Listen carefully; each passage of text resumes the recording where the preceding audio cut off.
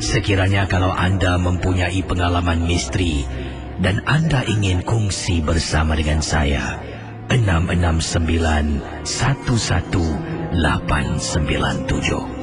Anda juga boleh kirimkan SMS kepada saya dengan kodnya gelap KLUB, jarak, nama anda, kisah misteri anda, dan hantarkan ke talian 72346.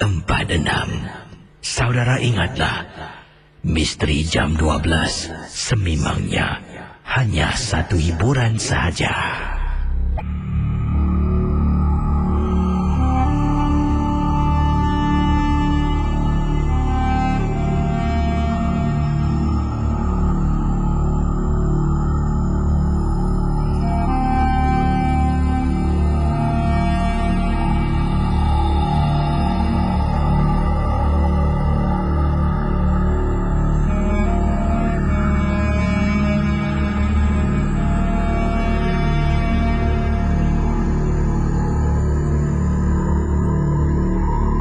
Dari 897 FM, saya akan terus berkongsi pengalaman yang pertama pada tengah malam ini. Dan ingatlah, rancangan NJ12 ini hanya satu hiburan. Jangan kita terlampau taksub dan terikut-ikut. Jangan jadikan rancangan ini sebagai panduan untuk anda menimba sesuatu ilmu. Ingat, 100% hanya satu hiburan sahaja.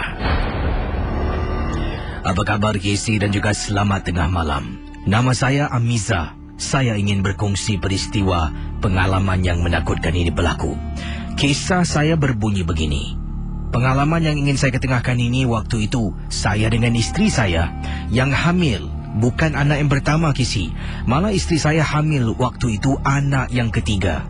Lazimnya orang-orang tua mengatakan kalau anak yang pertama darah manis seringkali mudah diganggu dengan kehadiran makhluk-makhluk halus. Tapi Kisi, kejadian yang menghantui saya dengan isteri saya ketika isteri saya hamil anak yang ketiga. Memang kami pun tidak sangka dan jangka perkara sedemikian boleh berlaku. Saya dengan isteri telah pun keluar makan malam. Kedua orang anak kami ada di rumah, tidur bersama dengan pembantu rumah. Saya dengan isteri waktu itu anak yang ketiga, isteri hamil masuk bulan yang keempat.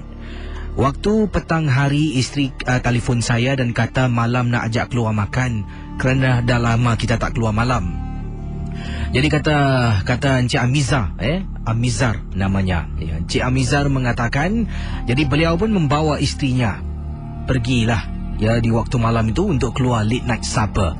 Setelah kedua-dua anaknya nyenyak tidur, kerana kalau anaknya masih lagi terjaga, mereka pastinya nak ikut. Dan mereka, satu daripada anak Cik Amizar bersekolah. Jadi sekitar 11 lebih malam barulah beliau dengan isterinya keluar. Setelah bersiap sedia, dah mandi, kami pun pergi menuju ke arah tempat letak kereta. Dalam perjalanan, isteri saya pun berkata, Bang, kita balik je lah bang saya tak sedap hatilah. Entah macam mana Kisi, saya pusing dan tengok isteri. Saya kata, awak ni jangan macam ni lah. Tadi awak kata awak nak keluar, saya dah semangat ni. Awak setengah jalan awak kata tak nak. Jangan fikir bukan-bukan ataupun kita bungkus sejenak. Jadi isteri saya kata okeylah. Dia pun setuju dengan saranan yang saya berikan. Hanya isteri sebutkan sekali yang dia tak sedap hati, saya hanya perlu yakinkan isteri saya juga sekali saja. Kami terus pergi ke tempat letak kenderaan. Jadi, keluar daripada letak kenderaan di tingkat 4 multi-story kapak, turun ke bawah Kisi. Kata Encik Amizar, abang berlaku bila berada di luar jalan raya utama di kawasan luar rumah saya. Isteri saya bertanya saya satu soalan. Bang, tadi abang turunkan kereta daripada multi-story kapak, abang nampak tak ada orang dekat tepi tembok tu? Saya tanya orang, taklah mungkin abang tak perasan tak? Tak bang. Orang tu diri. Tingkat 3 abang pusing, dekat tingkat 2 dia pun orang yang sama masih kat situ bang. Saya toleh tengok isteri, awak ni jangan main-main cakap macam tu. Mungkin sama orang agaknya ataupun lain orang. Tak apalah, kita ingat makan aja lah Jadi Casey, sepanjang perjalanan isteri saya mula berdiam diri. Saya pun tak tahu nak cakap apa pada isteri. Sampai di tempat makan 24 jam di kawasan Bukit Timah Road. Saya pun memesan makanan dan kemudian setelah dapat pesanan, saya pun pulang ke rumah. Dalam perjalanan daripada Bukit Timah, saya ni tinggal di kawasan Woodlands. Pastinya kami menggunakan jalan Mandai Woodlands Road lah di kawasan itu. Jadi bila nak pulang ke rumah, isteri saya pun berkata pada saya, "Bang, jangan jalan dekat sini boleh bang? Kita pusing jauh sikit." Jadi saya kata pada isteri, "Awak ni jangan fikir bukan-bukan lah. Dari tadi awak cakap bukan-bukan." Saya pun seolah-olah meninggikan sedikit suara saya dan isteri saya mulalah kecil hati merajuk dengan saya. Akhirnya saya tinggalkan kawasan itu dan kemudian saya menggunakan jalan Dairy Farm. Sebelum ini saya menggunakan dari Woodlands pergi ke Bukit Timah Kisi, jalan Jurong Kecil. Di sana kan ada 2 kedai makan, Al-Azhar dan Al-Amin. Bila dah beli makan di sana, daripada rumah ke sana menggunakan Woodlands dan Mandai. Tapi oleh kerana isteri saya kata jangan jalan yang sama, saya terpaksa masuk seleku kawasan Dairy Farm. Para pendengar Ria 897 FM, bila berada di kawasan Dairy Farm, ialah dari kawasan itu nak masuk ke BKE menuju ke arah Woodlands, saya terperasan, Casey, di tepi jalan ada seorang wanita sedang menggendong sesuatu yang dibungkus dengan kain batik. Bila saya nampak, perhatian saya tertumpu pada wanita tersebut. Saya tak perasan lampu trafik merah. Saya jalan terus menundung ke hadapan. Isteri saya sampai naik pekik. "Abang!" Casey, saya tekan brek. Saya langgar kisi kenderaan yang sedang nak belok. Tapi syukur Alhamdulillah isteri saya tidak apa-apa, tetapi dalam keadaan terkejut. Teman-teman Ria 897, kata Encik Amizar, kenderaan saya bahagian depan sebelah kanan saja kemek sedikit dan kenderaan yang langgar juga remuk sedikit di bahagian hadapan, cuma bumpernya yang retak ataupun tertanggal saja. Saya keluar, mata saya tak lari bila berbual dengan pemilik kereta satu lagi ni, tak lari daripada menumpu, berikan tumpuan ke arah wanita yang berdiri di tepi jalan.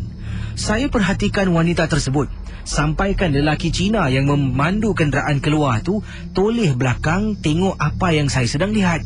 Kemudian dia pusing, "Sir, can I know what are you looking at or not?" Dia tanya pada saya apa yang sedang saya perhatikan.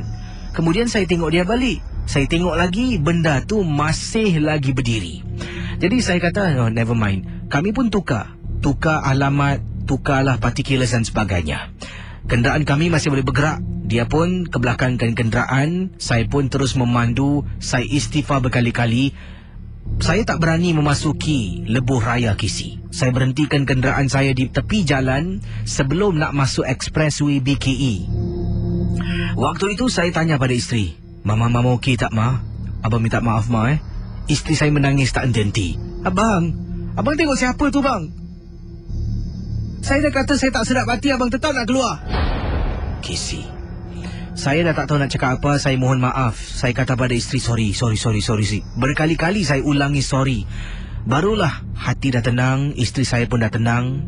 Saya pandu masuk ke BKE sampai ke rumah. Kisah sepanjang perjalanan, mulut saya komat kamit membaca surah. Dan sepanjang perjalanan saya terfikir-fikir, nasib baiklah tidak kemalangan teruk. Dan itulah peristiwa yang tak dapat dilupakan, Casey. Sejak hari itu, kalau isteri saya mengatakan yang dia tak sedap hati, ada saja yang tak kena, saya akan dengar kata isteri. Sebab kadangkala naluri seorang isteri lebih kuat daripada seorang suami. Terima kasih dan selamat tengah malam, Casey. Pendengar Ria 897 FM, itulah kisah yang pertama dapat saya ketengahkan pada malam ini, dan saya akan teruskan berkongsi pengalaman peristiwa selanjutnya di Ria 897. Berikut ini kiriman email yang ingin saya bacakan. Datangnya daripada Pak Samad. Ini dia. Pak Samad bertugas sebagai seorang pekebun di salah sebuah rumah ataupun di salah sebuah rumah sebuah lah di Singapura. Bertugas dengan seorang warga Singapura, Cina Baba lah yang dikatakan di sini. Peristiwa yang tak dapat dilupakan ya. Pak Samad berkongsi pengalamannya dalam rancangan Misteri Jam 12. Tapi sebelum tu saya ingin mengucapkan ribuan terima kasih lah kepada DJ Zah Ismail yang semalam telah pun mengambil alih tugas saya berkongsi pengalaman peristiwa yang tak dapat dilupakan. Jadi Zah telah pun melakukan kerja yang baik dan saya akan cuba dapatkan Zah untuk bersama dengan saya dan mungkin bukan baca cerita lah mungkin untuk nantilah kalau ada sesuai masanya dan saya jemput Zah Ismail. Baik, sekarang ini saya akan terus kisah Pak Samad yang ingin diketengahkan ini, peristiwa pengalaman yang tak dapat dilupakan. Kata Pak Samad, Assalamualaikum Kisi, Waalaikumsalam warahmatullahi ta'ala wabarakatuh. Nama saya Pak Samad. Saya bertugas sebagai seorang pekebun bersama dengan seorang warga Singapura, Cina Baba Kisi. Cina Baba ini menetap di rumah sebuah ataupun mungkin rumah banglo, rumah teres tak disebutkan, tapi katanya di sini rumah sebuah lah. Pengalaman Pak Samad bertugas dengan keluarga ini memang cukup menakutkan. Rumah yang mereka miliki adalah sebuah rumah yang baru. Daripada rumah kondominium mereka berpindah ke sebuah rumah landed property lah yang dikatakan di sini mungkin. Jadi saat Pak Samad diundang untuk bertugas, 2 minggu kemudian keluarga ini bercuti. Kesemua ahli keluarga dalam rumah bercuti. Dan keluarga ini pula mempunyai satu urn ataupun abu lah yang disimpan dalam rumah. Abu itu diletakkan di ruang tamu. Jadi apa yang berlaku? Pak Samad ditugaskan hanya menjaga kawasan luar rumah untuk cantas pokok ataupun betulkanlah ataupun sapu daun-daun kering, potong rumput yang panjang. Dan Pak Samad kata saya dibenarkan untuk datang bila-bila masa. Sebab sebelumnya waktu petang ketika itu saya ada tugasan yang lain. Jadi saya datang waktu malam untuk terus kerja membersihkan, mencantas pokok-pokok yang ada di rumah tersebut. Teman-teman Misteri Jam 12, pengalaman Pak Samad yang menyeramkan mula berlaku apabila keluarga ini pergi bercuti selama 2 minggu. Jadi rumah yang Pak Samad bertugas ni dah 2 minggu lamanya. Selepas 2 minggu, keluarga ni pun pergi bercuti. Baru Pak Samad ditinggalkan lah. Hari yang ke-7, ingat lagi Kisi. Hari yang ke-7. Waktu itu saya datang agak lewat sedikit. Saya datang sekitar pukul 10 malam. Masuk ke dalam rumah, saya beri salam. Jadi jejakkan kaki saya terperasan. Sebab rumah orang ni, bahagian bawah rumah tidak ada pintu kayu, semua pintu kaca. Sesiapa yang ada di dalam bergerak boleh nampak. Dan tuan rumah mungkin lupa nak tutup rumah pintu tu dengan langsir. Jadi saya bila masuk, saya terperasan ada perempuan sedang naik tangga dalam rumah yang disebutkan. Apabila saya nampak, saya fikirkan tuan rumah dah balik. Yalah, janji 2 minggu, hari yang ke-7, seminggu dah balik rumah. Mungkin anaknya, saya tak pasti. Jadi saya terus memotong-motong pokok sampailah ke belakang rumah. Di belakang rumah pula, bila saya toleh ke atas, terperanjat Kisi. Di balkoni rumah tingkat 3, berdiri seorang wanita tua, sedang memerhatikan saya yang sedang potong rumput, sapu daun-daun kering pada malam 10 malam tika dan saat itu. Apabila saya tengok mendongakkan kepala ke atas, saya terperanjat. Sambil terkejut dibuatnya, saya pun senyum. Saya lambai tangan saya tetapi wanita itu tidak respon kepada lambaian yang saya berikan. Pendengar Ria 897 FM, Pak Samad pun tak tahu nak buat apa. Saya pejam mata, saya baca surah Ayatul Kursi. Kemudian saya sembuh Casey. Bila saya dongak kembali ke atas, wanita yang berada di balkoni tingkat 3 hilang serta merta.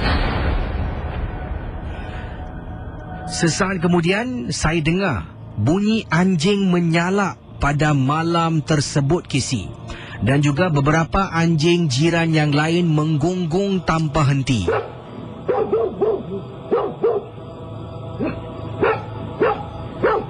Pendengar-pendengar Ria 897, kata Pak Samad, mengikut kepercayaan orang-orang Melayu, kalau tengah-tengah malam ada anjing yang menggonggong, pastinya ada benda yang tak kena. Sebab makhluk anjing ni boleh melihat makhluk-makhluk halus dengan begitu mudah. Bila anjing tu menggonggong, saya mula mulut ini komat kamit Kisi membaca surah-surah tertentu. Setelah habis saya kerja, saya nak keluar rumah, sempat saya toleh ke belakang. Alangkah terperanjatnya Casey, dalam rumah tersebut. Awal tadi saya kata Pak Samad, beliau nampak seorang wanita naik tangga. Kali ini, bila saya nak keluar dari rumah tu, saya toleh ke belakang. Terperanjat Casey, saya ternampak ada seorang wanita sedang duduk dekat tangga. Duduk di tangga rumah tuan yang telah pun mendapatkan khidmat saya untuk membersihkan halamannya. Bila saya nampak, saya terkejut. Kemudian, nasib baiklah saya ada nombor telefon tuan rumah. Saya menelefon tuan rumah keesokan harinya dan tanya bila mereka akan pulang. Dan mereka kata, lagi seminggu lah. Kan saya kata 2 minggu. Kemudian tuan rumah tanya, kenapa, ada apa-apa yang berlaku? Tak ada. Saya kata, never mind, nothing happen. Saya cuma nak tahu bila balik. Sebab saya kata rumah tuan lupa nak tutup pintu dengan langsir. Oh ya, jadi dia kata dia benarkan saya masuk dalam rumah. Dia kata, Pak Samad, you have the keys, right? Can you please help me close the curtain? Saya pun nak tak nak saya buatlah. Orang dah minta tolong. Jadi keesokan harinya, saya datang awal sedikit. 6.45 petang. Sebab awal tu saya ada tugas di sekolah sebagai seorang pembersih. Jadi saya sampai rumah tu 6.45 petang. Saya masuk ke dalam rumah Casey. Buka saja pintu rumah tu, memang seram sejuk Casey. Tiba-tiba saya dengar bunyi geduk-geduk-geduk, macam ada benda lari begitu laju. Bila saya dongak ke atas, sekitar 6.45 petang, alangkah terperanjatnya dalam keadaan merangkak. Saya rasalah benda tu berada di tingkat 3 sedang memerhatikan saya di bawah yang nak tutup langsir. Bila saya nampak, saya istighfar sampai bulu rumah saya kurang meremang. Saya tarik langsir keluar dan terus kunci pintu. Itulah pengalaman Casey, rumah yang saya bertugas. Setelah sekian lama bertugas di rumah itu, barulah saya tahu dalam rumah tu rupa-rupanya ada abu yang disimpan milik ibu yang telah pun mati meninggal dunia, disimpan dalam rumah. Terima kasih dan selamat tengah malam Casey. Pendengar Ria 897, kalau anda dalam situasi Pak Samad, anda tahu rumah tu ada gangguan, kemudian anda telefon tuan rumah nak bertanyalah ada tak ahli anggota yang balik awal daripada jadual yang telah pun ditetapkan. Bila tuan rumah bertanya kenapa, mestilah nak kena jawab. Takkan nak bilang dalam rumah ada hantu kan. Pak Samad pun mencari alasan dan mengatakan memang benarlah tuan rumah lupa nak tutup langsir. Ya, yang beliau gunakan rumah tersebut adalah semuanya pintu kaca. Jadi bila langsir tak tutup, dapat lihat dalam rumah. Sekarang ini Pak Samad dah kelihatan ternampak sesuatu. Pak Samad rasa takut dan kalau anda jadi Pak Samad, tuan rumah kata, boleh tak tolong tutupkan langsir dalam rumah. Anda masuk dalam rumah lah. Pak Samad kan ada kunci. Apa anda akan buat? Adakah anda kata, okey tapi tak buat?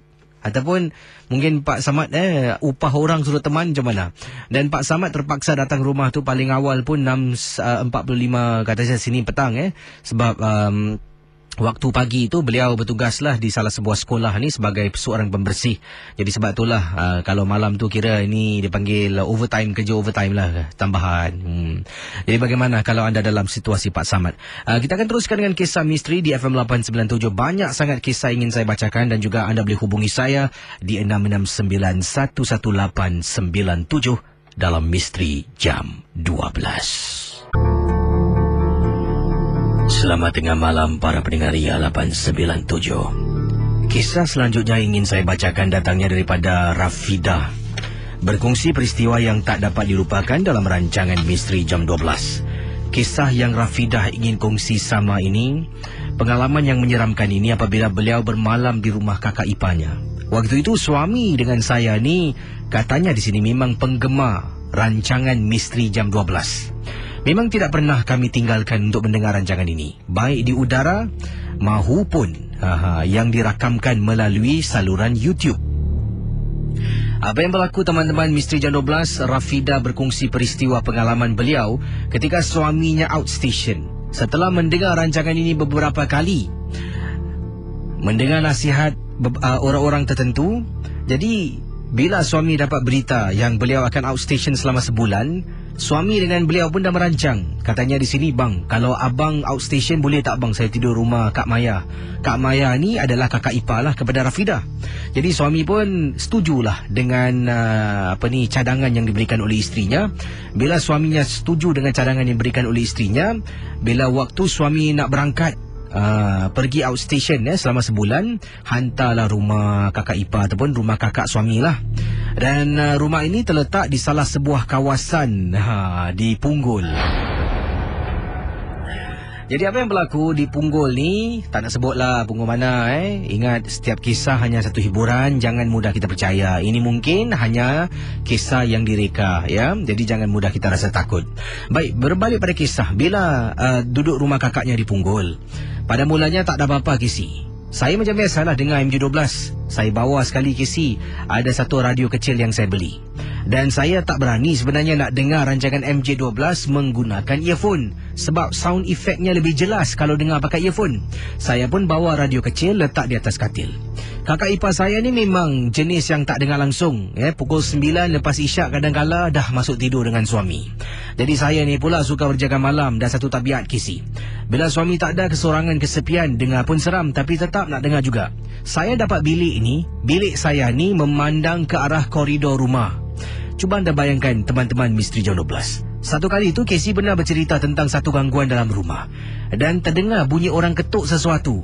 Saya fikirkan sound effect tu dalam sound effect Casey putarkan. Saya tak perasan Casey, berkali-kali ketukan yang saya dengar. Pendengar Ria 897 FM, Rafidah pun tidak indahkan ketukan tersebut, memandangkan dia ingatkan itu adalah sound effect yang saya putarkan. Apabila saya putarkan lagu, rasa seram mula timbul. Teman-teman misteri jam 12. Cuba anda bayangkan. Kata Rafidah, walaupun Casey dah putarkan lagu, saya masih dengar ketukan tapi bunyinya halus saja. Jadi pendengar Ria 897, barulah saya tahu, kata Rafidah, ketukan tu sebenarnya datang dari tingkap dalam bilik yang saya sedang baring. Saya pun cuba buka tingkap tu perlahan-lahan, tapi di luar tidak ada orang. Hairan Casey.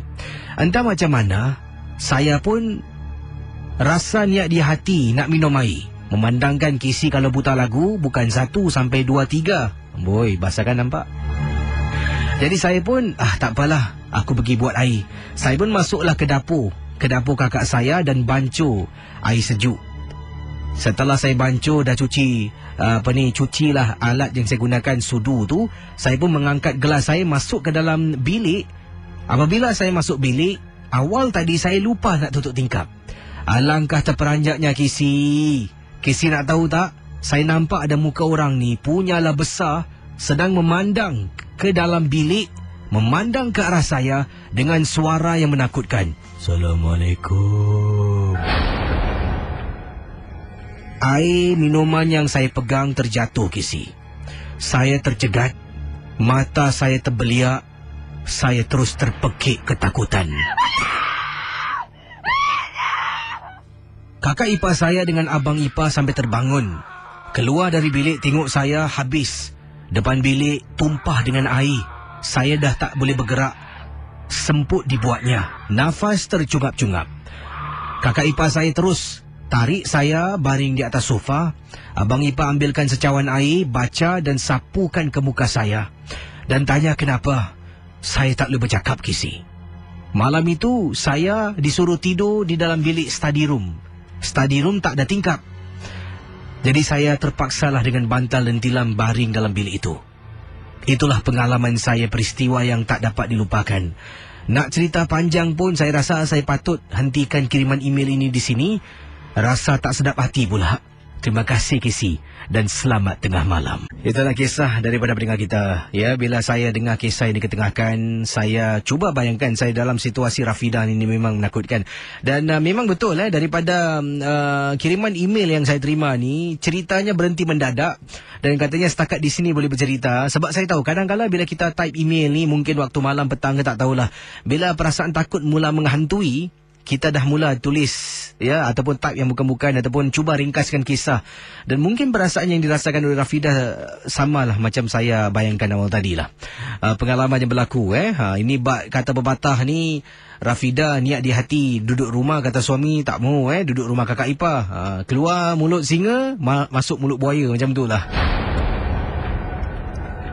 Keluar rumah sendiri ingatkan nak hilangkan rasa takut. Duduk rumah kakak ipar, konon ada teman. Duduk sorang-sorang dengan orang ketuk tingkap. Yang awak Rafidah buka tingkap, kenapa tak tutup balik? Kan dah terkena. Baik, terima kasih bagi anda yang sedang memantau siaran Misteri Jam 12, dan terima kasih juga saya nak ucapkanlah nantilah kejap lagi ucapan saya terima kasih bagi anda yang hadir untuk konsert. Nanti saya akan beri pendapat pandangan saya tentang konsert Misteri Jam 12 yang baru saja berlalu. Baik, saya sebenarnya telah pun uploadkan satu video yang saya rakamkan di 3 tempat yang dikatakan berantai dan sebagainya lah. Ini kata orang, tak tahu sejauh mana kebenaran.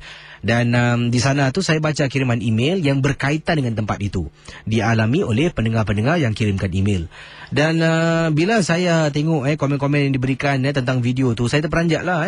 Ada yang kata video ni penampakan sesuatu dan sebagainya. Tapi ini mungkin agaknya imajinasi anda. Saya pun tak pasti. Sebenarnya saya pun sendiri tak boleh mengesahkan kebenarannya. Sebab bila merakamkan video tersebut pun saya tak nampak apa-apa kecuali anjing yang menggonggong, yang menyalak tak henti, dan juga nyamuk yang tak henti terbang ya, dan sebagainya lah. Tapi bila saya lihat kembali video yang disebutkan, ada satu masa ni pada waktu 9 minit 2 saat di salah sebuah, di bus stop lah yang disebutkan tu. Baru saya terperasan macam ada, tak tahulah, bayangan ke benda putih, saya tak pasti. Mungkin itu lalat ke, nyamuk ke yang terlampau dekat ataupun kumbang yang terbang terlampau dekat dengan lens dan menyebabkan efek tersebut lah. Saya peranjak lah dia lalu lalang 2-3 kali you. Jadi tak tahulah sejauh mana yang saya nampak tu seolah-olah benda tu benar ataupun tidak. Saya sendiri pun tak boleh mengesahkan kebenarannya. Anggaplah ini semua hanya kebetulan, dan mungkin waktu malam tu kan kadang-kala kalau nyamuk tu bergerak ke, kumbang bergerak depan kamera lens tu, seolah-olah kita akan fikirkan macam-macam lah. Jadi fikir yang positif, yang baik-baik je lah. Saya pun terperanjat sendiri. Dan itulah, video ni dah mempunyai banyak sangat views tapi di sini tetap hanya tunjuk sedikit saja. Tapi awal tadi saya periksa, dalam masa 1 hari dah ada 17,000 views. Terima kasih bagi anda yang menonton dan menyebarkan video ini. Kalau ada kesempatan yang lain, saya akan cuba buat lebih banyak video untuk anda lah. Tapi tengoklah memandangkan sekarang ini orang yang disayangi sedang tidak sihat, jadi saya harus beri tumpuan perhatian padanya lah. Baik, saya akan teruskan dengan kisah-kisah misteri anda di FM 897. Yang lain boleh hubungi saya. Kita akan buka talian 669-11897. Dan misteri Jam 12 pastinya memang hanya satu hiburan sahaja. Pendengar Ria 897. Saya akan teruskan dengan pemanggil kita di 669-11897. Selamat tengah malam Kak Wati, apa khabar? Khabar baik, Casey. Ini dia Kak Wati yang juga turut bersama dengan kita untuk konsert Misteri Jam 12 yang berpakaian macam Cik Pun Ya, yang berdukung anak menang. Itu dia, siap dengan darah-darah semua Ya. Wah, saya memang betul kagum lah Kak Wati. Dia bila anda datang tu anda dah siap ke, ataupun dari rumah anda siap ke, macam mana? Taklah, pasal Kak Wati dari rumah jahit dulu lah. Jahit dulu. Tapi yang kawan-kawan lain tu memang tak tahu yang Kak Wati surprise kan. Lepas tu Kak Wati cakap yang kes Kak Wati nak surprise kan.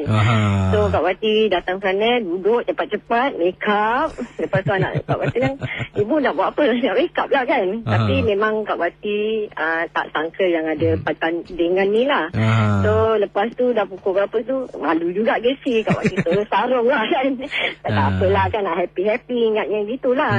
Tapi dapat juga, Alhamdulillah lah. Terpilih lah antara yang terbaik. Dan nanti saya cuba uploadkan kalau ada gambar Kak Wati. Saya rasa ada, saya petik nanti uploadkan di Facebook saya ataupun Facebook Ria, dan boleh lihat macam mana seramnya Kak Wati berpakaian seperti Cik Pun. Dan Kak Wati pada malam ini ada ingin berkongsi pengalaman tentang apa Kak Wati? Silakan. Pengalaman Kak Wati tahun lepas lah ini anda alami ke atau macam mana? Kak Wati Silakan. Pasal Kak Wati punya tempat kerja lah. Pasal Kak Wati kerja kat Marina lah, tak cakap kat mana Kak Wati ni kerja di tingkat tu sampai habis tingkat 50. Tapi Kak Wati kerja tugas 47 lah. So Kak Wati kerja. Satu tingkat tu mesti nak 3 orang lah kan. So sekali satu budak ni suka kacau-kacau Kak Wati lah kan. Tapi bila office kan, kalau dia punya lampu, kalau tak ada orang dia tak buka lah, automatik lah kan. Tapi bila Kak Wati lap tu ke tempat komputer tu, Kak Wati saya rasa ada macam ada orang tau Casey. Kalau bilang budak ni nak takut-takutkan aku ni. Tapi Kak Wati fikir balik, kalau dia mesti lampu tu buka tau Casey. Kalau walaupun kita jalan jauh sikit pada tempat yang gelap tu, dia akan buka tau Casey. So Kak Wati pun diam lah kan. Kak Wati buat kerja Kak Wati sendiri lah. So 2 kali lah Kak Wati tertoleh. Kak Wati baca lah apa yang Kak Wati tahu Kak Wati toleh lembaga hitam lah Casey. Pasal biasalah tempat-tempat gini kan, orang kalau dah balik jadi Kak Wati tak layankan sangat lah kan. Bila kadang-kadang pun kalau Kak Wati pergi toilet tu pun rasalah kan bau dia apalah. Tapi Kak Wati punya fikiran ingat itu mesti fresh punya inilah kan kat toilet kan. Bila Kak Wati tugaskan balik, kawan Kak Wati yang budak yang selalu kacau Kak Wati ni, dia kat depan tau dengan yang kawan Kak Wati lagi satu. Dia kata, Kak kenapa lambat? Kak Wati bilang tak ada apa-apalah, korang buat kerja korang lah, aku memang lambat sikit lah. So lepas tu tak salah kawan Kak Wati tingkat 49 gitulah, dia pun bercerita asal dia orang kalau dah habis kerja, dia orang nak kena tahu ubat tu tempat Kak Wati lah kan. So dia orang dia bercerita, dia kata aku nak turun sini kan macam bau wangi tau. Habis Kak Wati senyum main lah. Kak bilang sudahlah, anggapkan kita nak kerja Casey nak cari rezeki tak apalah, memang biasalah gitulah Casey tempat sana dan pasal kita biasalah 3 orang aja kan kadang-kadang kan. Kadang-kadang kita macam himbau-himbau, tapi yang tak layan sangat lah Casey. Kalau layan kan nanti kita yang takut So saya kadang-kadang kalau kawan-kawan Kak Wati cerita, Kak Wati dengarkan aja. So macam ini kan, tu pasal Kak Wati bilang kita pergi tempat Casey ke apa kan. Dan malam tu dengan kawan-kawan Kak Wati, dengan adik-beradik Kak Wati, Kak Wati beli 55 tiket. Wah, terima kasih Kak Wati Casey, Kak Wati ucapkan doakanlah orang yang terbaik, orang yang Casey baik ini. Kak Wati doakanlah semoga dia selamat Terima kasih Kak Wati ada hal nak cakap. Okey, sebentar Baik, saya akan teruskan dengan kisah anda sebentar nanti di Ria 897 FM. Dan saudara, sebentar nanti akan saya kembalilah memberi pendapat pandangan saya tentang konsert Misteri Jam 12 dan juga ucapan sekali lagi terima kasih dari saya. Baik, pendengar Ria 897, terima kasih bagi anda yang masih setia bersama saya Casey. Dan saya minggu lepas cuti dan minggu ini cuti yang tak dijangka lah terpaksa saya ambil lah atas sebab-sebab tertentu. Dan terima kasih bagi anda yang telah pun hadir untuk konsert Misteri Jam 12 Jangan Takut Hantu. Wah, 6,000 penonton hadir menyaksikan konsert ini. Bukan saja konsert menyanyi, ada pertandingan, ada video, saya juga sempat bercerita, saya juga sempat menyanyi akustik bersama dengan anda, dan banyak lagi lah sebenarnya berlaku. Dan pastinya lah kalau ada kegenjutan, setiap perkara yang kita lakukan mesti ada yang boleh diperbaiki. Jadi kalau mungkin ada yang kurang-kurang di sana tu, kita akan cuba perbaiki. Dan terima kasih, kami ambil kira setiap maklum balas sebagai sesuatu yang serius dan harus kita gunakan sebagai satu batu landasan yang kita boleh gunakan lah untuk memperbaiki. Mungkin kalau ada tahun depan, ini pun pertama kali diadakan dan sambutan cukup meriah. Saya suka sangatlah datang dengan keluarga, ada dari jauh, dari pintu gerbang masuk. Dari jauh saya nampak ada yang angkat tika gulung, babe. Ada dengan mangkuk tingkat, siap dengan plastik bag semua. Jadi itulah antara perkara yang ingin saya lakukan. Matlamatnya adalah satu perhimpunan keluarga yang baiklah, mengeratkan lagi hubungan antara anak-anak dengan ibu. Ada yang makcik di jalan kakinya sakit, tetap datang, anak-anak tetap pimpin tangan. Bagus. Dan itulah yang saya inginkan. Dan terima kasih bagi anda yang hadir, yang pakaian macam dragon ada, macam hantu Adam Family ada yang pakaian macam pocong. Macam mana lah awak datang macam tu Saya pun tengok, saya terkejut. Ada berpakaian dengan siap make up leher seolah-olah dikelah. Dan terima kasih bagi anda yang hadir, dan saya betul-betul menghargai setiap kehadiran anda. Dan terima kasih juga bagi anda yang telah pun sama-samalah bersama dengan saya pada malam tersebut mendapatkan CD VCD Misteri Jam 12 Jangan Takut Hantu, kompilasi lagu-lagu Misteri Jam 12 yang telah pun anda dengar selama beberapa tahun ini. Jadi juga dalam CD VCD itu dimuatkanlah filem Pinit Saka Mak Mina. Bagi anda beli, terima kasih.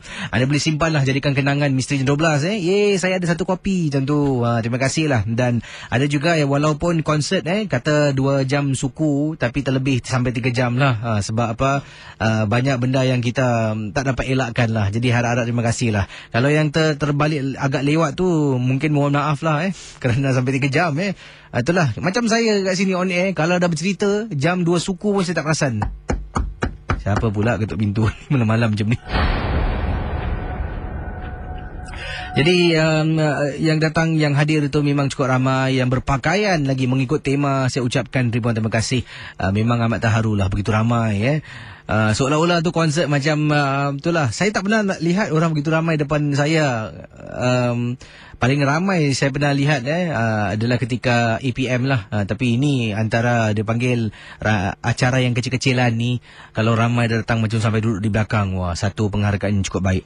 Baiklah, tengoklah tahun ini, tahun 2012 dah pun kita langkahkan kaki. Selamat tahun baru kepada anda semua. Dan mungkin tahun ini apakah rancangan saya untuk anda, nantikan sajalah. Saya duduk akan discuss dengan bos-bos saya lah. Tahun ni apa boleh buat buat buku ke, buku Misteri Jam 12, audiobook ataupun buku yang biasa, ataupun nak buat filem penuh Misteri Jam 12 dengan bajet yang lebih besar lagi. Ada hantu-hantu yang betul hantu yang betul. Tak boleh dangerous maximum.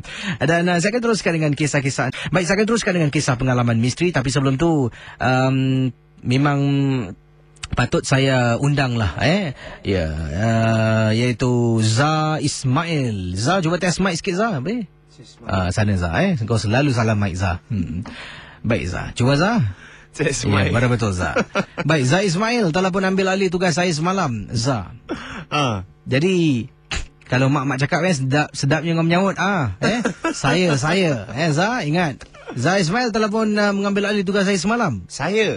Baru betul. Betul Ya, dan semalam macam mana Zah perasaannya? Semalam saya rasa yalah amat menyeramkan lah. Kalau nak cakapkan tu bahasa saya sampai tukang terbalik lah. Betul-betul ni tak bedik. Pintu konti yang awak tutup ni saya buka.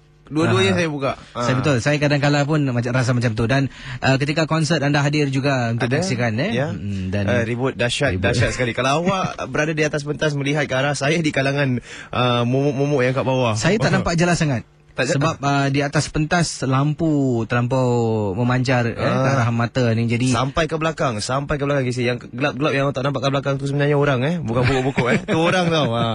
Jadi itu dia. Terima kasih bagi anda. Dan Zah Ismail berkongsi pengalaman Misteri Jam 12 malam. Ramai suka. Dan nantilah kalau ada mungkin rezeki Zah boleh cover lagi lah Zah. Dan seperti saya katakan rancangan Misteri Jam 12 ni sememangnya hanya satu hiburan. Itu yang nak kita fikir lah. Jangan terlampau kita taksub lah, ikut-ikut sangat. Jangan sebab memang tak dibenarkan pun. Kita boleh tahu benda ni wujud mungkin ada di antara kita lah. Tapi kalau nak terus takut, percaya, jangan. Sebab kita tak boleh takut dengan benda ni. Betul tak Zah? Betul. Betul ketawa nampak, takut nampak. Saya pun jawab juga. Kalau waktu-waktu saya segan saya akan keluar sekejap, ambil angin lebih baik ambil uduk lah.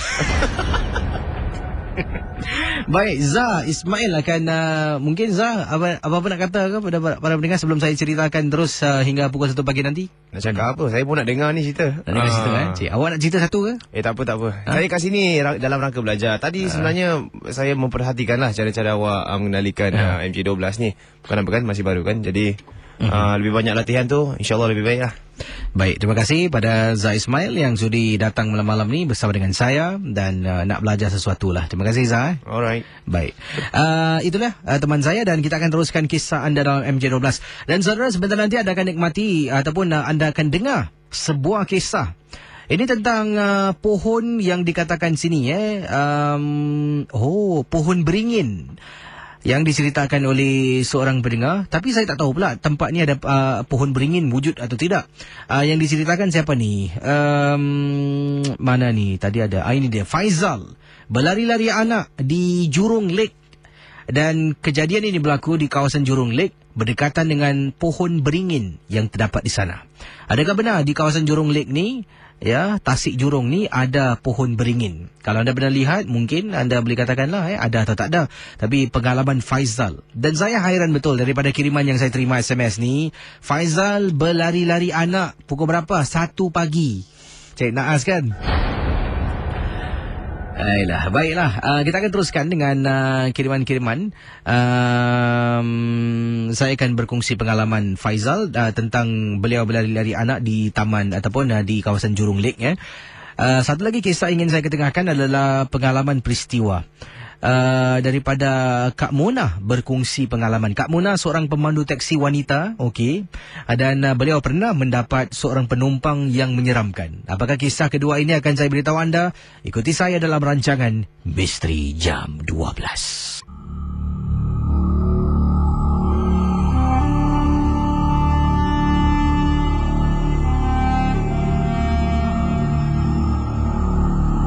Assalamualaikum warahmatullahi ta'ala wabarakatuh, Kisi. Waalaikumsalam warahmatullahi ta'ala wabarakatuh, Faizal. Nama saya Faizal dan ingin saya ketengahkan pengalaman saya yang terjadi pada tahun 2011. Kisah kiriman SMS Faizal berlaku tahun 2011 sekitar bulan 7. Waktu itu saya ni semangat, Kisi. Baru saya telah pun menjalani perkhidmatan negara tahun yang pertama. Dan saya memang semangat buat latihan sebab saya nak ambil satu kos lah yang memerlukan stamina yang kuat. Pagi, petang, siang, malam tak putus saya daripada berjogging ataupun berlari-lari anak, kata Faizal. Rumah saya di kawasan Jurong, berdekatan dengan rumah saya Jurong Lake ataupun Taman Jurong di Tasik. Dah banyak kali saya berjoging di sana ataupun berlari-lari anak di sana, tetapi tidak pernah pun mempunyai rasa takut ataupun terkena gangguan apa-apa gangguan di sana. Pada bulan Julai tahun 2011, antara satu malam yang saya berlari-lari anak, waktu itu pukul 1 pagi, Kisi. Sedang saya berlari-lari anak, dari jauh saya kelihatan seperti ada orang di sebalik pohon beringin dekat kawasan itu. Apabila saya menghampiri pohon tersebut, bau wangi yang teramat sangat, Kisi. Seolah-olah macam ada orang yang baru kenakan minyak wangi dan lalu dekat kawasan yang saya jogging. Kisi, perasaan takut mula timbul. Kiri jauh, kanan pun jauh. Jauh dari apa? Jauh daripada main road, jauh dari orang. Saya dah masuk dalam sangat. Jadi nak tak nak saya teruskanlah jogging saya. Bila dah sampai dekat kawasan yang bau wangi, Kisi, bulu roma saya meremang. Daripada lari ataupun berjogging laju, entah macam mana langkah saya mula perlahan-lahan. Saya terhenti seketika apabila terdengar suara wanita seolah-olah menyanyi di salah sebuah pohon beringin di tepi tasik dekat dengan kawasan saya berjogging.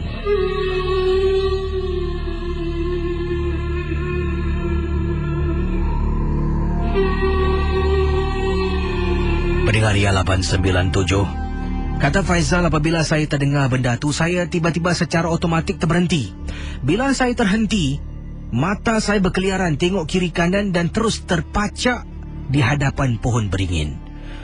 Takkanlah suara ni datang dari belakang pokok ni, Tercungap-cungap nafas sebab berhenti mendadak selepas berlari-lari anak beberapa round ataupun pusingan. Saya cuba redahkan diri keadaan. Kemudian saya pandang lagi dekat pohon tu, tak nampak apa-apa, tapi Kisi dengar suara orang. Kisi, lat beberapa minit, di belakang saya kring kring kring kring bunyi basikal. Toleh belakang ada seorang pakcik Melayu, Kisi. Kayuh basikal lalu di tepi saya. Dari jauh, "Oi, oi, oi, tepi, tepi, balik, balik, balik." Pakcik tu seolah-olah bercakap macam tu dekat saya. Jadi saya pun tengok pakcik tu. Pakcik tu tunggang basikal lalu di tepi saya. Kemudian dia sempat toleh belakang. "Budak, balik, balik. Kalau kau tak takut, kau balik, balik." Kemudian dia belok kanan, masuk ke kawasan tempat letak kereta, menuju ke arah McDonald kalau tak silap saya. Saya pun apa lagi, Kisi, Saya pusing ke belakang, saya pecut baik-baik nak berjogging, saya sprinting Casey sampai ke main road. Bila sampai di main road, tercungap-cungap saya dibuatnya. Dan itulah pengalaman yang tak dapat dilupakan ketika berada di sana. Saya ceritakan perkara ini kepada ibu saya. Ibu saya mengatakan, dekat kawasan tu pernah beberapa kali ada orang buang anak dan juga pernah ada budak mati lemas. Saya tak pernah dengar cerita ni pun, tapi ibu saya kata pernah beberapa tahun yang lalu. Terima kasih dan juga selamat tengah malam Casey. Yang ikhlas dari Faizal di Jorong.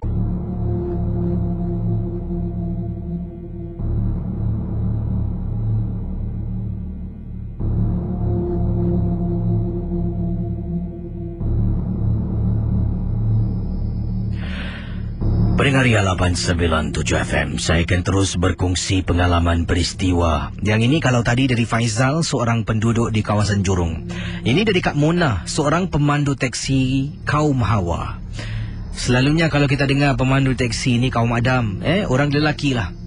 Dan Kak Mona memandu teksi adalah seorang wanita. Beliau memandu teksi shift malam. Sebabnya katanya di sinilah alasan setelah saya menderas kiriman beliau. Beliau mengatakan alasan kenapa memandu di waktu malam, waktu siang hari sibuk menguruskan anak, menguruskan keluarga. Beliau adalah seorang ibu tunggal, suaminya meninggal dunia. Mengikut apa yang dikata di sini. Tapi beliau katalah ada disclaimer, saya tak pasti, tapi saya rasa selain daripada ajal dah sampai, ada juga orang yang membuat suami. Sebab suami saya sakit angin ahma dan katanya di sini angin ahma yang dialami diserang suami saya lebih kurang lamanya setahun, barulah dia mengembuskan nafas yang terakhir. Suaminya sihat walafiat. Daripada pengalaman yang diceritakan sedikit tentang pengalaman suaminya, sihat walafiat, bekerja katanya di sini sebagai seorang kontraktor ubah elok, boleh angkat benda yang berat. Sampailah satu hari bila dia balik, dia kata belakangnya sakit, dia bangun, dia baring. Kemudian keesokan paginya bila isteri kejut nak solat subuh, terus tak boleh bangun. Dan dari situlah penyakit angin ahmah dialami oleh suami. Jadi kata Kak Mona ni memang sesuatu yang mengejutkan lah. Tapi kata beliau bukan nak cerita tentang suami, tapi kali ini nak cerita tentang pengalaman Kak Mona memandu teksi di waktu malam. Mendapat seorang penumpang yang menakutkan. Kata Kak Mona, saya pernah mendapat seorang penumpang yang menahan teksi saya.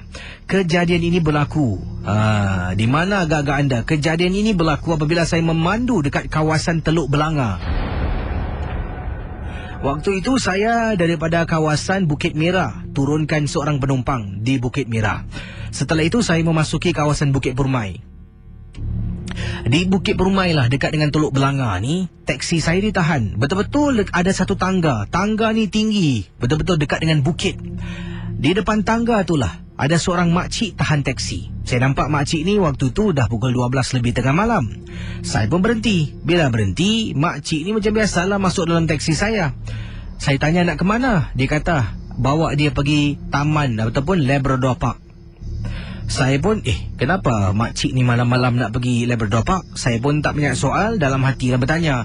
Saya pandu. Sepanjang perjalanan saya tengok dia di cermin, dia tak tengok muka saya. Dia tunduk ke bawah saja Casey. Dan saya rasa pelik. Di tangannya ada sesuatu yang dibungkus dengan kain batik. Benda tu dibungkus, dibalut, dililit macam itulah. Dan sebelah kanannya pula ada beg yang dibuat daripada kain, seolah-olah macam kantung yang besar. Jadi bila saya pandu tu, dalam jarak lebih kurang 200 meter daripada saya jemput dia, teksi saya bau pacai Casey. Kuat sangat. Takkanlah makcik ni bau pacai Kemudian saya pun bukalah tingkap perlahan-lahan. Saya buka tingkap bahagian depan tempat duduk saya lah. Saya turunkan sedikit saja, kata Kak Mona. Bila memandu dah turunkan sedikit, bau makin kuat tapi kurang sedikit sebab angin tiup di dalamnya. Jadi Kak Mona menceritakan, bila dah masuk dalam kawasan jalan di Labrador, saya tanya makcik nak berhenti mana. Dia kata kau tunggu sini sekejap boleh? Makcik ambil barang. Dalam hati lega lah. Oh, rupa-rupanya nak ambil barang dari kawan ataupun anaknya. Saya pun tunggulah dalam teksi. Makcik tu tak angkat pun kisi. Beg dengan barang yang dibungkus masih letak di belakang. Oleh kerana bau pacai kuat sangat, makcik tu keluar. Lebih kurang sesaat kemudian tu, saya pun keluar dari teksi, buka semua 4 tingkap bila makcik tu tak ada. Bila dia ada, tak sedap hati pula kisi. Nanti dia ingatkan saya ni tak tahan dengan bau busuk. Jadi dia dah tak ada, saya buka 4 tingkap, saya keluar teksi untuk ambil napas sedikit. Saya tunggu lama kisi. 5 minit, 10 minit, 15 minit, meter masih lari. Makcik tak sampai-sampai. Jadi saya jenguk ke dalam. Bungkusan apa pula yang ada dalam teksi aku ni? Nak angkat, tak tahu makcik ni punya, takut barangnya. Jadi saya pun tak apalah. Saya matikan enjin, tutup semua tingkap. Saya jalan ke arah kawasan Labrador mencari makcik yang tadi turun teksi kata nak ambil barang. Cari punya cari, tengok satu orang pun tak ada kisi dekat taman tu. Mustahil ni. Takkan makcik ni tak ada? Dia kata turun nak ambil barang. Saya patah balik ke dalam teksi kisi. Teksi tadi saya kunci. Betul kisi. Saya datang balik dalam teksi tak ada bungkusan. Kain yang dibalut tu pun hilang. Saya tengok, saya cuba buka teksi saya, tak boleh kisi. Mustahil makcik tu boleh ambil barang sebab teksi saya dah dikunci. Masuk balik dalam teksi, masih bau pacai. Saya baca Bismillah, saya istighfar, Al-Fatihah, semua jalan terus kata Kak Muna. Kemudian saya buka 4 tingkap. Saya keluar daripada kawasan Labrador. Kisi nak tahu tak? Dekat kapak Labrador, kalau Kisi nampak ni, ada satu jalan bukit menuju ke arah, katanya tempat kubu pertahanan Jepun. Saya nampak makcik ni sedang berjalan, angkat kain dengan kantung yang dibawa bersama, naik atas bukit yang gelap. Bila saya nampak, saya terperanjat. Makcik ni nak ke mana ni? Niat di hati nak kejar Kisi, minta duit taksi. Tak apalah Kisi, saya halalkan sudah. Saya keluar dari kawasan tu, memandu ke main road. Sampai sekarang kata Kak Muna, pengalaman tak dapat dilupakan. Seorang penumpang yang menyeramkan yang pernah saya jemput di kawasan Bukit Purmai dekat dengan Teluk Belanga. Terima kasih dan selamat tengah malam Kisi.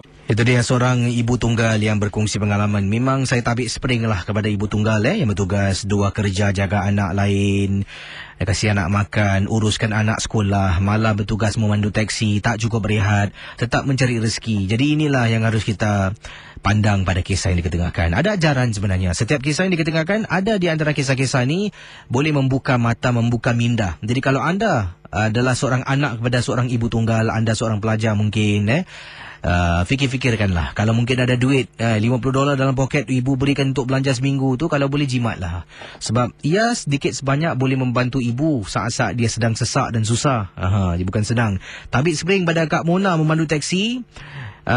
SHA, tak ada sebut nombornya. Dia sebutkan sekali nombornya di sini. Ya, terima kasihlah Kak Muna. Dan kisah Kak Muna memang menyeramkan. Di kubu, saya rasa ini saya faham, saya pernah ke sana. Dan ya, macam mana makcik tu boleh ambil barang-barang sedangkan pintu Kak Muna, semuanya Kak Muna yakin pintunya dah pun dikunci. Jadi bagaimana? Apakah penjelasan yang diberikan? Baik, teman-teman Ria 897 FM, saya akan terus dengan panggilan anda di 669-11897. Dan ingatlah, rancangan MJ12 hanya satu hiburan saja. Bersama dengan saya pada tengah malam ini. Hello, selamat pagi. Hello. Assalamualaikum. Waalaikumsalam. Siapa bercakap tu? Saya. Ya, siapa ni? Ni Kak Ya. Kak Ya bawa panggilan dari mana Kak Ya? Saya dari Tegayu. Dan Kak Ya ada pengalaman misteri yang pernah anda alami ataupun anda dengar cerita ini dari orang, macam mana? Sebenarnya saya ni terasa sangat happy. Apa? Kenapa tu? Beberapa hari tak dengar suara Casey. Oh, terima kasih. Jadi Kak Ya rindu. Terima kasih. Lebih-lebih lagi kakak saya, Mahani. Semua peminat Casey. Oh, terima kasih. Jadi selama Casey tak ada, kita tak buka radio. Kita tak buka radio. Baru ni malam buka radio. Oh, terima kasih lah. Casey balik jalan baik-baik ya. Terima kasih ya. Assalamualaikum. Waalaikumsalam warahmatullahi wabarakatuh. Terima kasih pada yang suka dengar saya bercerita lah. Saya ni macam Tok Selampit, suka duduk bercerita. Terima kasih. Baik, bagaimana? Yang sini pula ada kiriman SMS yang ingin saya sempurnakan. Yang lain boleh cuba hubungi saya di 66911897. Daripada Zarina kata, Kisi, saya pernah tinggal di Bukit Perumai. Sana dulu kalau Kisi nak tahu, tanah perkuburan sampai sekarang. Pernah Kisi, waktu tu anak dara lagi lah. Saya tinggal dengan arwah ibu serumah. Kemudian setelah arwah ibu meninggal dunia, saya pun dah berumah tangga, dah pindah pun rumah tu dah dijual. Apa berlaku, saya ni sedang berdiri di tingkap dapur. Sambil tu, saya ingat lagi, sedang berdiri di tingkap dapur sambil makan aiskrim. Aiskrim dalam mangkuk Kisi. Jadi kata Zarina, ketika saya sedang makan aiskrim ni, saya terperasan dekat blok sebelah. Di atas, tingkat paling atas lah, di bumbung blok tersebut, macam ada orang sedang duduk Kisi. Jadi saya tenung lama-lama, wanita tu seolah-olah macam jatuh, terjun diri. Dari atas, dia seolah-olah lompat lah jatuh. Dalam keadaan nak jatuh, saya rasa antara tingkat 7 dengan 8, tiba-tiba dia terbang Kisi, macam kain putih. Bila saya nampak, saya punyalah terkejut. Saya terus lari masuk ke dalam bilik ketakutan. Dan itulah antara pengalaman misteri yang berlaku. Dan baru saya terfikir, macam mana perempuan tu boleh naik sampai bumbung flat. Jadi tak lain tak bukanlah, saya rasa itu adalah kehadiran kakak cantik lah. Tapi saya waktu dulu mana ada handphone, ada kamera canggih. Kalau dulu ada handphone, saya dah snap Kisi. Paparkan ini dalam Facebook. Terima kasih. Dan cerita malam ni semua girik-girik. Terima kasih kembali. Yang ini kisah daripada pengalaman teman kita, daripada Sufian berkongsi pengalaman. Katanya Sufian, Kisi, selamat tengah malam. Terima kasih kerana datang balik walaupun dalam keadaan kesedihan. Terima kasihlah kerana memahami lah. Kata Sufian, pengalaman yang ingin diketengahkan ini berlaku ketika beliau dan teman-temannya menjalani perkhidmatan negara. Waktu itu saya tak nak sebut nama tempatnya lah telah pun bertugas di salah sebuah balai bomba di Singapura. Kisi, balai bomba di Singapura. Balai bomba yang saya bertugas ni belakangnya hutan. Sekarang ni dah tak ada lagi Kisi. Balai bomba tu dah dijadikan tempat apa, saya tak pasti. Tapi belakang balai bomba yang dulu saya bertugas ni hutan Kisi, setebal-tebalnya. Dan storeroom, tempat simpan barang lah di balai bomba ni jauh di belakang. Tempatnya nak naik bukit. Saya rasa saya macam benar bertugas dekat balai bomba ni. Sampai tempat lah ni Okey, betul betul. Balai bomba yang disebutkan ni dulu, sekarang dah tak wujud lagi, tak apa boleh cakap. Kata beliau ni, storeroom memang jauh daripada balai bomba yang disebutkan tu lah, main entrance tu. Pejabat utama tu nak naik ke storeroom tu kena jalan bukit jauh di belakang. Dan kata teman kita Sufian, waktu malam tu saya punya encik suruh saya ambil barang lah dalam store, sebab kita nak perlukan waktu keesokan hari ada drill. Jadi saya ajak teman saya yang lain, semua malas. Ada yang sibuk berbual dengan matai kat telefon, ada yang sibuk main gitar. Habis saya pergi seorang lagi kata Faizal. Jadi apa yang berlaku teman-teman Ria 897? Inilah dia. Waktu tu malam, sekitar pukul 11 malam. Jadi apabila encik saya dah suruh, saya pergilah. Berjalan seorang diri. Pada mulanya memang tak rasa apa-apa pun, sebab dah berapa lama pun bermalam di sana. Bila jalan semakin dekat, saya seolah-olah nampak ada orang lari Kisi. Lari ke belakang store tersebut. Bila orang tu lari, ni mesti salah seorang fireman nak takut-takutkan saya. Saya pun buka pintu depan, saya pergi ke salah satu bilik untuk ambil barang. Setelah barang-barang tu saya ambil, masukkan dalam plastik, saya dengar ada orang buka paip air di dalam bangunan kecil storeroom tu. Saya pun pergilah dekat dapur dan ternampak Kisi, memang benar ada orang buka air. Saya matikan paip air tersebut. Kisi, alangkah terperanjatnya apabila saya perhatikan dekat tingkap di belakang storeroom tersebut berdirinya seorang wanita sedang memerhatikan saya. Lidahnya punyalah panjang Kisi. Bila saya nampak, astaghfirullahalazim, saya terpekik Kisi. Barang-barang di tangan semua jatuh sebab banyak barang saya angkat. Saya angkut barang tu dan saya tak kunci pun pintu store. Daripada storeroom turun ke bukit sampailah ke general office. Saya pekik sekuat-kuatnya, tolong, tolong. Macam orang gila, macam orang tak betul. Kawan-kawan yang lain yang berada di bilik atas semua tengok pada saya, sebab di sana ada dormitory. Di dormitory semua menjenguk, kenapa sampai ada yang turun. Sampai staf sarjan pun turun tanya pada saya. Kemudian saya cakap lah apa saya nampak. Dia kata, kenapa kau pergi seorang tak ajak? Saya tanya semua tadi, semua tak nak ikut. Sampai ke bawah, saya serahkan pada officer. Officer saya tersenyum, seolah-olah dia tahu apa yang saya nampak. Itulah pengalaman tak dapat dilupakan. Sekarang ni balai bomba tu pun dah tak wujud lagi KC. Semua dah berpindah ke tempat lain. Terima kasih dan selamat tengah malam. Memang saya saya tak tahu balai bomba tu ada makhluk ni ke tidak. Saya tak pastilah. Tapi memang seram. Waktu malam, store dia memang jauh sangat. Betul Kalau pergi sorang-sorang, itu kes kronik namanya. Waktu sekarang 1.49 pagi dan sepatutnya waktu macam ni saya selalu putarkan lagu oleh kerana saya bercuti panjang, tak apalah, saya teruskan cerita sampai 1 pagi lah. Terima kasih Betul. Jadi ini bermakna saya cerita lebih kurang 40 minit, 45 minit non-stop. 45 minit tanpa henti untuk anda. Baik, kita akan teruskan dengan kisah selanjutnya. Dan awal tadi kisah di balai bomba. Ada yang kata, KC, balai bomba ni saya tak bercakap lah walaupun tempat tu, balai bomba tu tidak beroperasi di tempat tu, tapi tempat tu masih digunakan. Jadi tak boleh cakap macam tu kisah-kisah yang diketengahkan, dan ada yang kata, KC, kisah yang KC ceritakan dalam saluran YouTube KC memang semua best, kudus kerana KC lakukan semua ini untuk pendengar. Biasalah, kalau saya mampu saya buat, tak mampu burung tiung makan betik lah. Lain kali buat pun cantik. Ada yang kata, wah KC, lain kali KC buat cerita-cerita macam ni, pergilah tempat-tempat yang lain KC, mungkin ke Indonesia ke.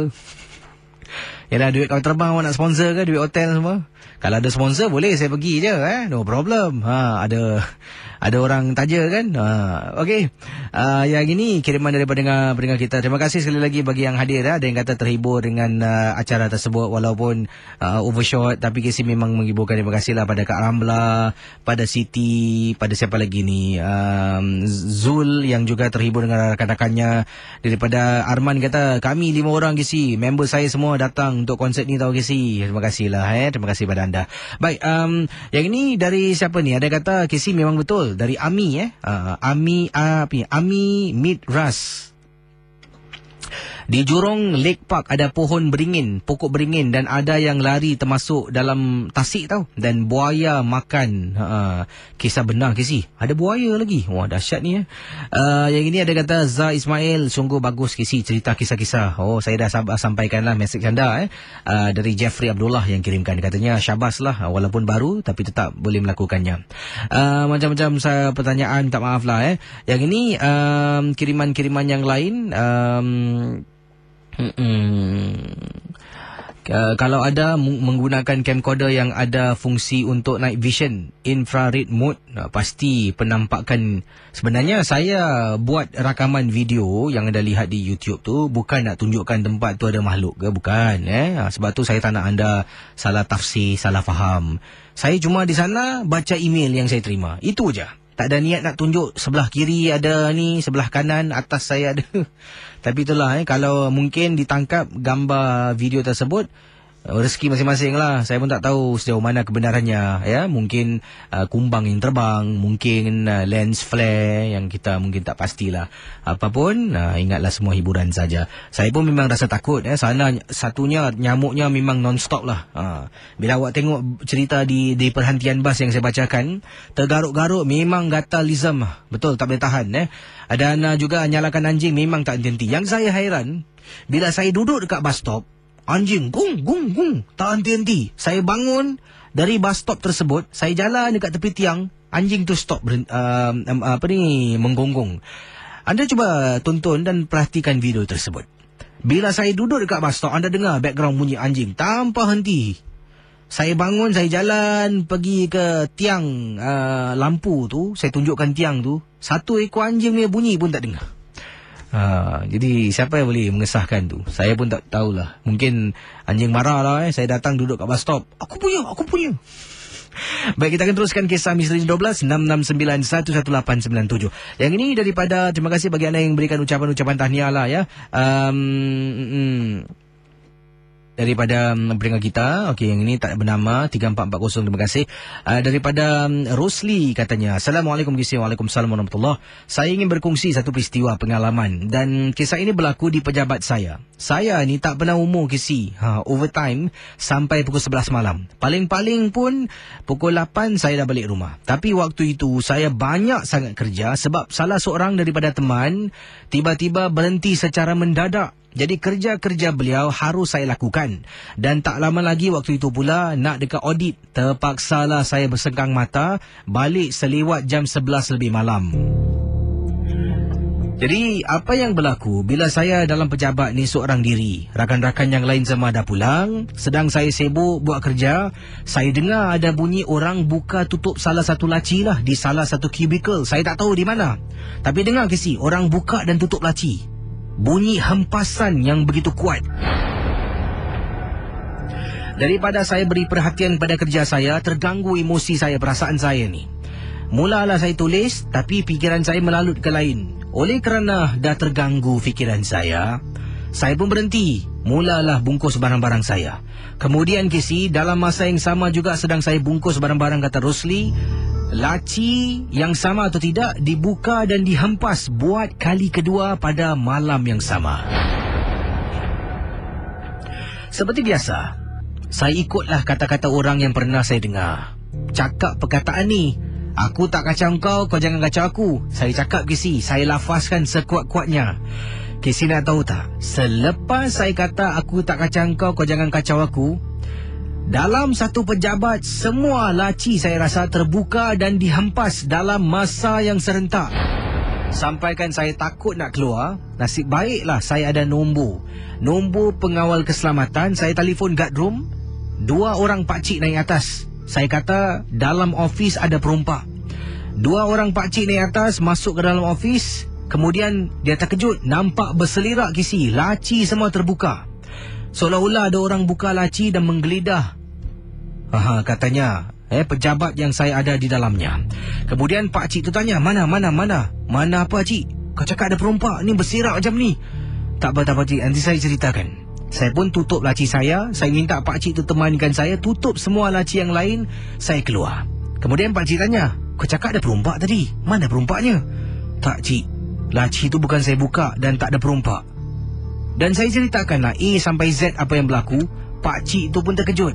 Dan pakcik kata, memang pernah kadang-kala di waktu malam bila dia buat clocking di tingkat tempat saya bertugas tingkat 4 ni, bilik saya ni walaupun dah ditutup dengan slider, tapi tetap dari dalam dengar orang ketuk beberapa kali, tapi dia tetap tidak indahkan. Bila saya dengar, saya terperanjat. Dan sejak malam itulah, saya tak akan stay back KC sampai pukul 11. Paling-paling 8 malam. Sebab pukul 8 pun, masih ada rakan-rakan kerja yang lain. Masih ada dalam pejabat. Selepas pukul 8, kebanyakan semua dah pulang. 11 malam, pastinya saya seorang diri. Terima kasih. Dan selamat tengah malam dari Rosli. Saya akan teruskan dengan kisah pengalaman misteri. Tapi sebelum tu ada kiriman SMS yang ingin saya semak. 669-11897. Daripada Kak Juria katanya, Assalamualaikum KC. Waalaikumsalam. Kakak tak sabar sebenarnya nak tunggu KC kembali nak sampaikan cerita yang menakutkan berlaku dalam rumah kakak. KC, tempoh hari anak kakak kejut kakak pukul 3 pagi bila dia nak ke tandas. Anak kakak ni baru berusia 10 tahun. Anak gadis kakak lah, anak perempuan. Bila dia kejut kakak, suruh temankan pergi toilet. Kakak pun terbangun di waktu malam, mengantuk sangat KC sebab baru tutup radio dengan M12. Jadi kakak kata pergilah sendiri. Dia kata tak nak, takut apa? Bila anak kakak kata ni, katakan sesuatu lah, saya akan beritahu anda kejap lagi. Daripada mengantuk, KC terus segar-bugar dibuatnya. Dan tak sabar pula 2 hari kemudian nak ceritakan kisah ini pada KC, tapi KC cuti panjang. Jadi Kak Julia kata, anak kakak kata dia takut. Kakak tanya kenapa? Katanya dekat tingkap dapur ada orang menyangkung. KC, sejak malam tu, setiap kali sebelum semua tidur, kakak akan tutup tingkap KC, tingkap dapur khususnya lah. Dan sampailah ke saat ini, hari ini pun memang tingkap dapur kakak kunci rapat, sangat takut. Itu dia Kak Julia. Baik, bersama dengan kita. Hello, selamat pagi. Selamat pagi. Siapa bercakap ni? Nama saya Bob. Bob panggilan dari mana, Bob? Teluk Belanga. Teluk Belanga, Bob. Baru dengar kisah di Teluk Belanga di Teluk Belanga rumah anda dekat dengan tanah perkuburan ke jauh sedikit? Jauh sedikit. Dan pengalaman Bob tentang apa? Silakan. Silakan. Saya ada satu pengalaman tentang satu hari tu saya pernah pergi menyambut teman saya punya hari jadi.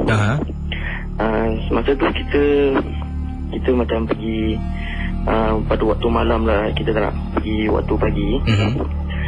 So pada masa tu saya ingat masa tu kita pergi di daerah Bukit Gombak dalam waktu 12:30 malam.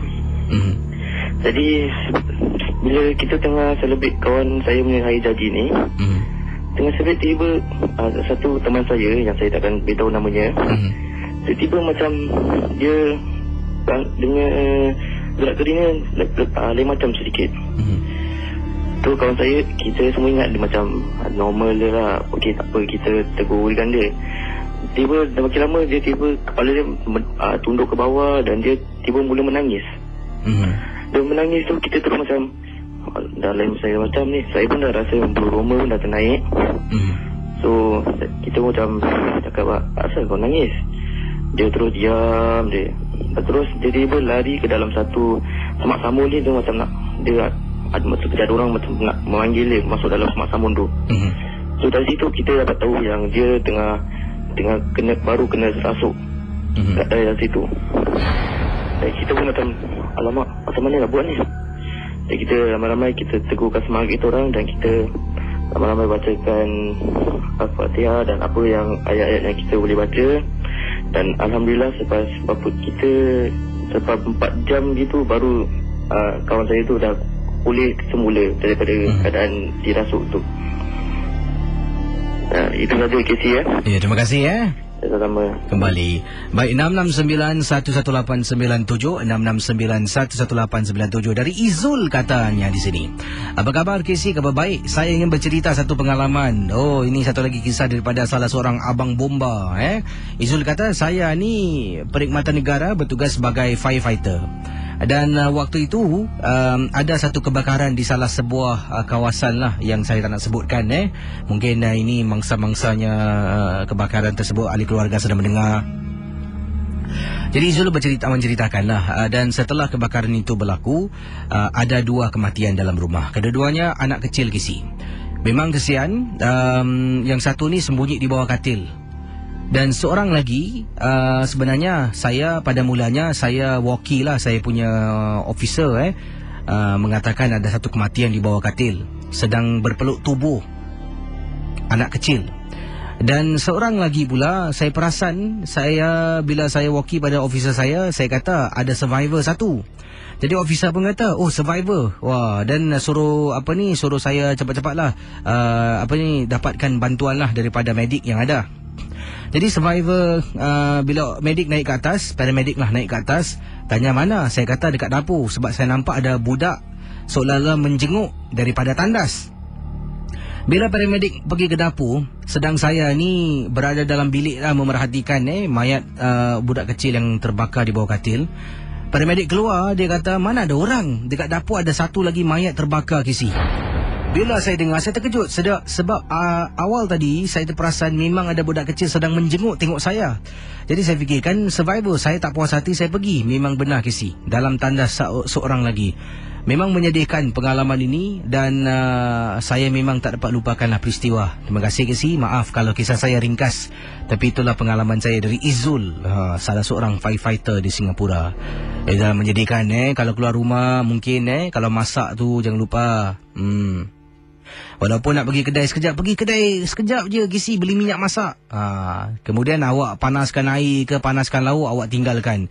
Kadang-kadang sekejap tu bila dah turun bawah jumpa members, dah lama Kak Jah tak jumpa. Awak pun lupa awak masak air kat atas ataupun panaskan lauk, berbual celutir panjang sampai dapur berasap. Tu dia baru dipanggil kalau dapur tak berasap. Jadi sekarang ini menjadi korban lah.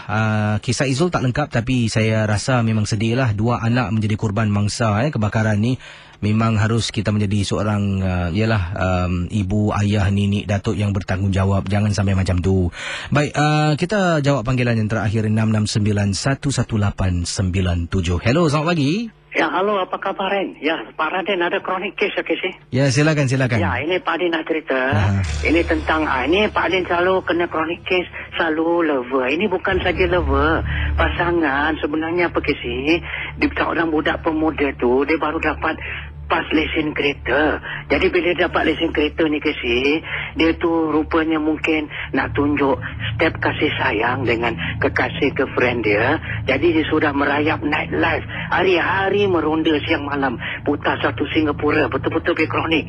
Tapi apa yang bikin Pak Ali nak cerita, sebenarnya ke si, itu pasal ya ke si, apabila kita membuat satu perkara tu dengan gila-gila, atau like orang putih cakap apa tau, like nobody business, like the world belong to you, something happen. Apa nak bikin Casey? Bila mak dia cakap dengan dia, kau baru pas kereta, kau Casey tahu dia tak ada kereta, tapi dia sanggup setiap minggu, tak tahu mana dia ada duit, mungkin orang kaya ke apa, dia sewa kereta. Dalam dia sewa kereta tu Casey, Pak Din nak cakap satu, ini Pak Din tak nak sebut tentang keaiban cerita pasal kereta lah.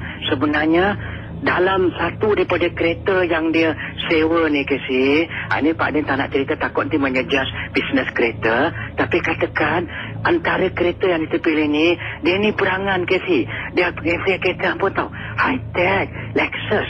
Jadi bila dia pilih kereta Lexus ni Casey, sebenarnya Pak Din nak cerita, dalam dia pilih banyak kereta, selalu dia pilih setiap minggu, dia pilih Jaguar, dia pilih special kereta macam high tech, macam setiap orang kaya millionaire anak. Jadi satu hari dia sudah pilih satu kereta dalam bentuk Lexus. Pak Din tak nak sebut siapa tempat kereta sewanya lah.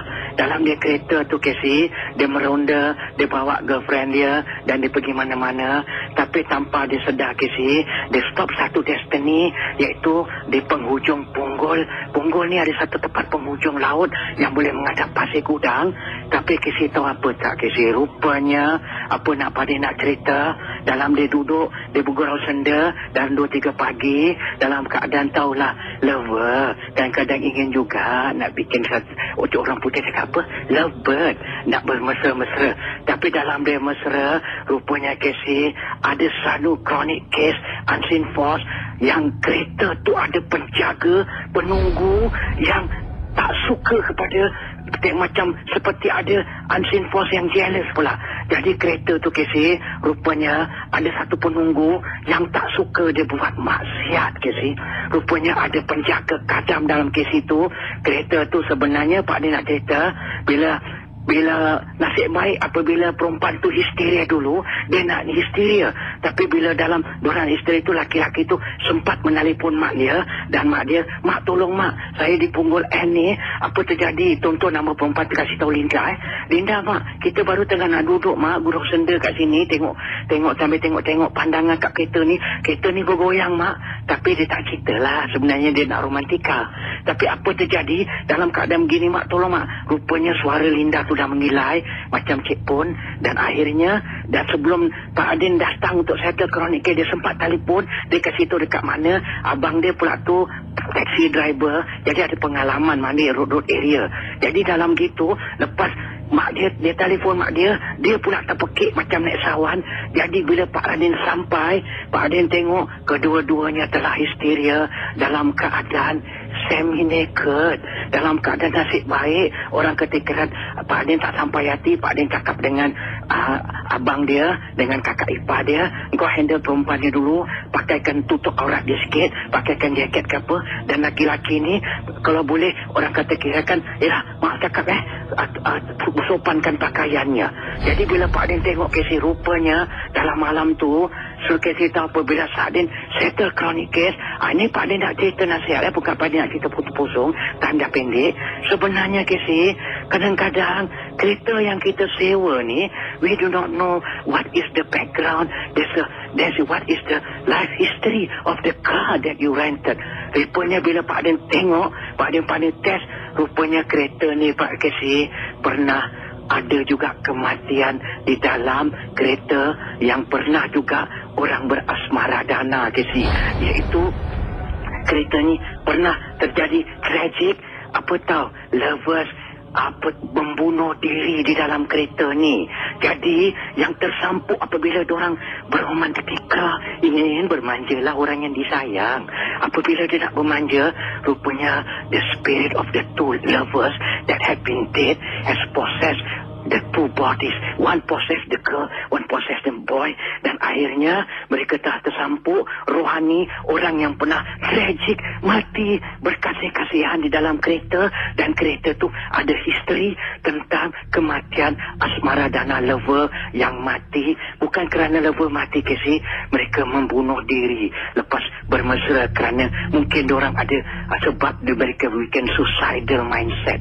Dan itulah bila Pak Din datang, Pak Din tanya, siapa nama kau, Linda? Dia cakap mailing. Bukan mailing nama. My name mailing, dia translate Mandarin. Siapa nama kau? Ini dia cakap John. Jadi Pak Din cakap, who are you? Habis dia cakap, I don't want to let this go. Why he come and disturb my affair? This is my personal affair.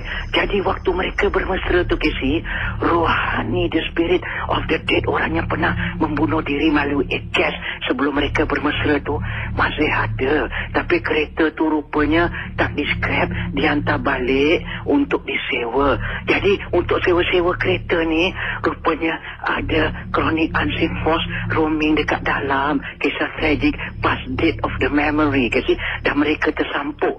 Dan akhirnya Pak Din dapat settle chronic case.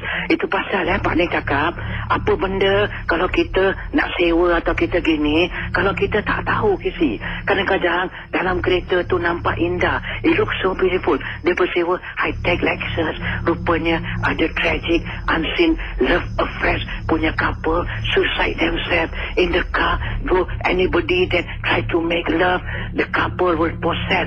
The dead spirit is around there. Cangkaka. Tapi chronic case. Tapi alhamdulillah para dia nak dapat settle chronic case. So whoever, sesiapa if you got your loved one, kalau nak ambil hati jangan beronda-ronda lah, merayap-merayap. Kita tak tahu kereta sewa tu siapa yang ada dalam. But don't worry, you must have faith in Allah. Don't worry, Allah protect. Tapi maybe it's hard luck for this couple, Casey. Baik, Assalamualaikum ya. Waalaikumsalam warahmatullahi ta'ala wabarakatuh. Baiklah, saya rasa tengok jam pun dah 12 minit tengah malam ataupun pagi. Selamat pagi semua. Jumpa anda hari inilah sebentar nanti dalam satu lagi episod Misteri Jam 12. Dan Zah, dah nak pulang Zah? Dah timba ilmu Zah? Betul lah, saya tengah dengan khusyuk sekali pasal Pak Radin ni. Dan sambil-sambil tu baca komentar daripada laman Facebook. Ramai ada komen saya simak nanti komen-komen Jangan ketawa Zah. Kita kena hormat Ya tak, saya bukan tahu apa. Saya tahu komen-komen ni. Komen awak ni Zah, Misteri 12 kena seram. Okay. Mood dia kena seram sikit. Zah, cuba buat suara-suara. Kalau anda semalam pembuka tirai, macam mana suara anda? Nak dengar sikit lah suara Zah. Apa khabar para pendengar Misteri Jam 12? Kalau kau cakap gitu 1 jam napas kau hilang Dia bukan napas bukan itu macam Alif Aziz Napas dia panjang Alif ya, lagi cuba lagi. Macam mana tu? Dia punya call-callah dia betul ke salah ni? Apa khabar semua para pendengar ya?